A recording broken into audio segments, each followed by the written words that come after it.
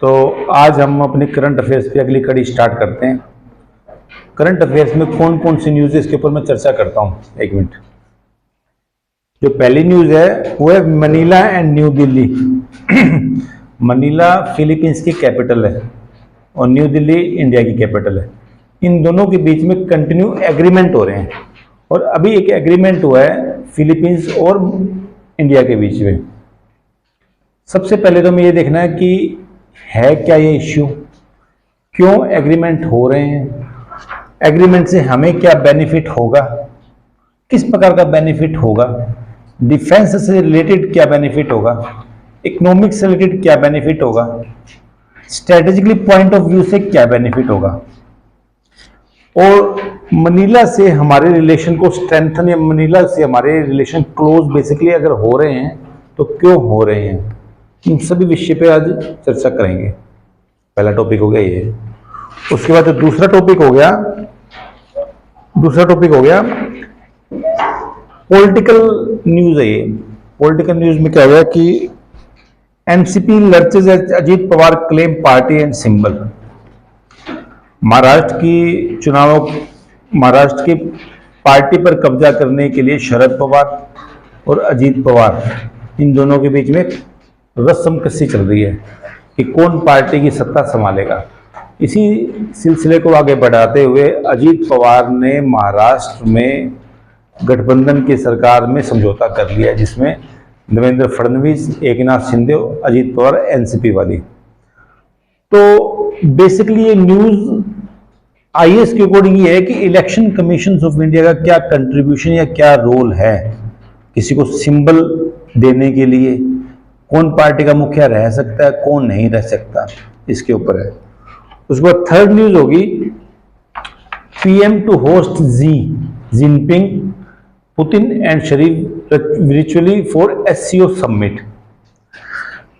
तीसरी न्यूज में एक ऑर्गेनाइजेशन है जिसका नाम है संघाई कॉर्पोरेशन ऑफ ऑर्गेनाइजेशन। ठीक है, उसका बेसिक जो मीनिंग है ये है सेंट्रल एशिया की कंट्री, चाइना और रशिया, इन सभी के बीच में कोऑपरेशन। भारत 2017 में इसका मेंबर बन गया था। अब भारत को क्या फायदा है, कैसे फायदा है, किस प्रकार से फायदा है, ना हो तो क्या फायदा नहीं है, हो तो क्या फायदा है, इसके ऊपर चर्चा होगी। उसके बाद चौथी न्यूज होगी व्हाट इज एंटीबायोटिक रेसिस्टेंस। तो टोटल 4 न्यूज है।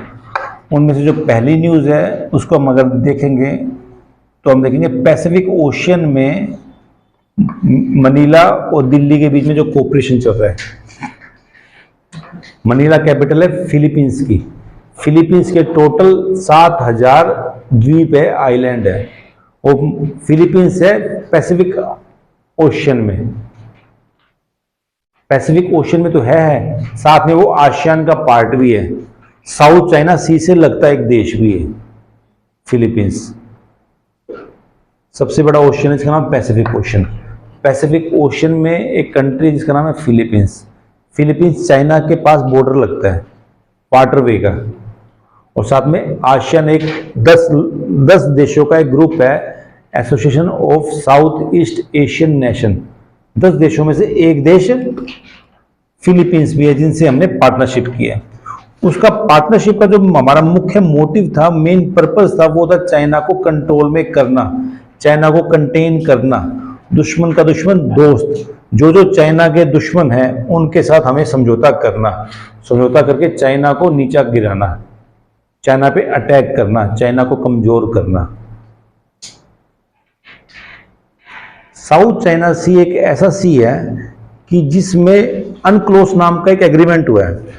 उस एग्रीमेंट में 12 नॉटिकल माइल तक एक देश का सोवरेनिटी होगी, एक देश का एक्सक्लूसिव राइट होगा। लेकिन उस 12 किलोमीटर में, 24 किलोमीटर में 12 नॉटिकल माइल में कई देश आते हैं। जैसे ये चाइना हो गया, ये वियतनाम हो गया, यहाँ फिलीपींस हो गया, ये इंडोनेशिया वाला पार्ट हो गया। अब चाइना कहता है ये हो गया साउथ चाइना सी।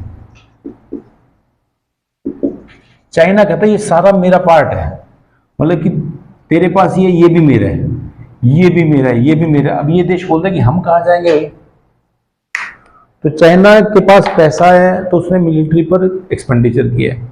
तो चाइना का पर्पज यही है कि इस सी पर सारा कंट्रोल मैं कर लूँ। साउथ चाइना सी में जो बाकी देश है वो छोटे मोटे हैं, उनके पास कुछ है नहीं, मिलिट्री पावर है नहीं, ना पैसा है कि वो चाइना से टक्कर ले सकें। अब चाइना से टक्कर लेने के लिए उन्हें कौन चाहिए? अब 10 देश अगर आपस में मिल भी जाए ना तो भी चाइना की टक्कर नहीं ले सकते।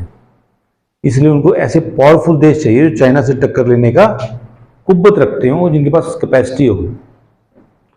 तो वो भी ऐसे देश को ढूंढ रहे हैं। तो उस देश में जो उनके स्टैंडर्ड है उसमें फिट होता है इंडिया। इंडिया और चाइना की पूरी टक्कर है, और टक्कर भी छोटी मोटी टक्कर नहीं है, 19-20 का अंतर हो सकता है। ऐसा नहीं है कि वो 30 है तो हम 19 हैं। तो बाकी देशों का क्या रह गया? बाकी देशों का ये रह गया कि हमें इंडिया के साथ कोऑपरेशन करनी है मिलिट्री वाइज, स्ट्रेटेजिकली वाइज। तो लेकिन सिर्फ मिलिट्री वाइज कोऑपरेशन नहीं हो सकती, तो साथ साथ में जो कोऑपरेशन होगी वो इकोनॉमिकली भी होगी। जब इकोनॉमिकली एक दूसरे पर इंटरडिपेंडेंट बन जाएंगे ना, एक दूसरे पर निर्भर हो जाएंगे, तो उसके बाद डिफेंस वाली भी आ जाती है। तो जो मुख्य मोटिव था 10 देशों का भी कि भारत के साथ कोऑपरेशन करना, तो फिलीपींस और भारत में समझौता हुआ है अभी, उसमें भारत ने ब्रह्मोस मिसाइल फिलीपींस को दी है। उस मिसाइल की कैपेसिटी है चाइना में जाके अटैक वो कर सकती है न्यूक्लियर वार हेड के थ्रू। एक पॉइंट। और भारत सिर्फ फिलीपींस से नहीं कर रहा है, भारत ने फिलीपींस के साथ वियतनाम से के साथ भी कोऑपरेशन किया है। वियतनाम को हमने एक आईएनएस दिया है, Indian naval ship. Indian naval ship का बेसिक मतलब ये होता है कि ऐसा शिप जहां पर फाइटर प्लेन उड़ते हो, पूरा घर एक शहर की तरह होता है बेसिकली, वो समुद्र के अंदर तैरता हुआ शहर। तो उसको एक गिफ्ट दिया जिसका नाम था आईएनएस कृपाण, वियतनाम को। किसके खिलाफ? चाइना के खिलाफ। इंडोनेशिया नीचे हो गया, इंडोनेशिया से हम कंटिन्यू कोऑपरेशन कर रहे हैं, उनके साथ मैरीटाइम एक्सरसाइज हो रही है, और समुद्र में जो सैन्य अभियान होते हैं उसका उनसे कोऑपरेशन हो रहा है। और चाइना भी कंटिन्यू यही काम कर रहा है, चाइना भी इंडिया को घेरता जा रहा है कंटिन्यू। अब हमें कोई घेरेगा तो हमारा भी तो कर्तव्य बनता है, हमारी भी तो एक संप्रभुता बनती है कि हम भी अपनी रक्षा करें। जो हम पर अटैक करने वाला है तो हम भी उस पर अटैक करने की कैपेसिटी पैदा हो सके। इसीलिए इंडिया और फिलीपींस का समझौता बहुत ही महत्वपूर्ण, बहुत ही इंपॉर्टेंट है। अब इंडिया सिर्फ फिलीपींस से नहीं कर रहा है, इंडिया साथ साथ में वियतनाम से भी कर रहा है, इंडिया साथ साथ में यूएसए से भी कर रहा है। अभी हफ्ते 10 दिन पहले की बात है, इंडिया के prime minister Narendra Modi USA में गए और वहां पर काफी डिफेंस टेक्नोलॉजी के कोऑपरेशन, डिफेंस टेक्नोलॉजी के एग्रीमेंट करके आए, जिनमें से एक था जेट इंजन वाला, कि ताकि हमारे अंदर इतनी कैपेसिटी डेवलप हो सके कि चाइना को कंटेन हम कर सकें। उसके अलावा हमने क्वाड का एग्रीमेंट भी किया है। क्वाड में जापान, ऑस्ट्रेलिया, अमेरिका और इंडिया, इन चारों का जो अलायंस होगा बेसिकली मिलिट्री अलायंस होगा।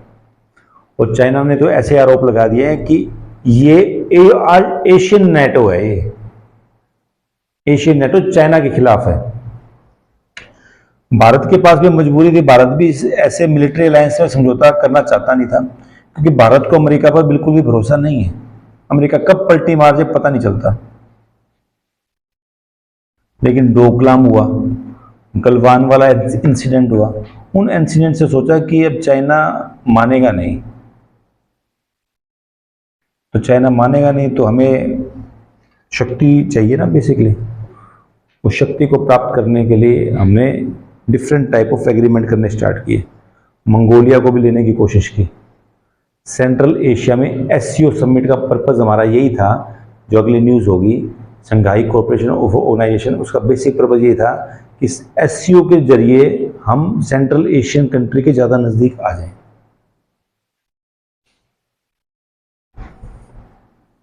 चाइना के पास जो लगते लगते देश हैं उनसे भी हम कंटिन्यू कोऑपरेशन की डिमांड कर रहे हैं, कोऑपरेशन हो रहा है, क्योंकि उनको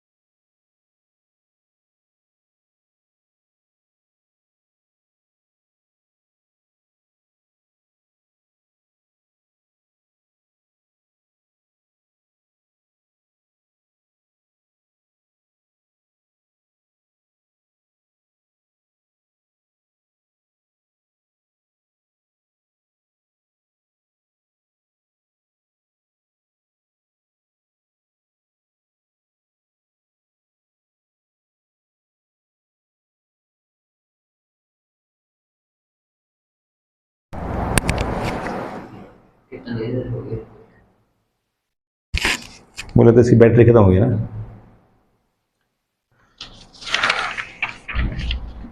ठीक, फिर नेक्स्ट हो गया एनसीपी लड़ते अजीत पवार। क्या बता, पहले से बंद हुई है।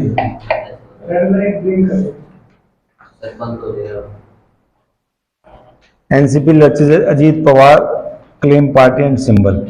अब ये तो मसला हो गया पुराना, लेकिन साथ में हमें जो देखना होगा इलेक्शन कमीशन ऑफ इंडिया की फंक्शनिंग देखनी होगी। इलेक्शन कमीशन ऑफ इंडिया की जो पावर है वो देखनी होगी। इलेक्शन कमीशन ऑफ इंडिया कैसे काम करता है वो देखना होगा हमें।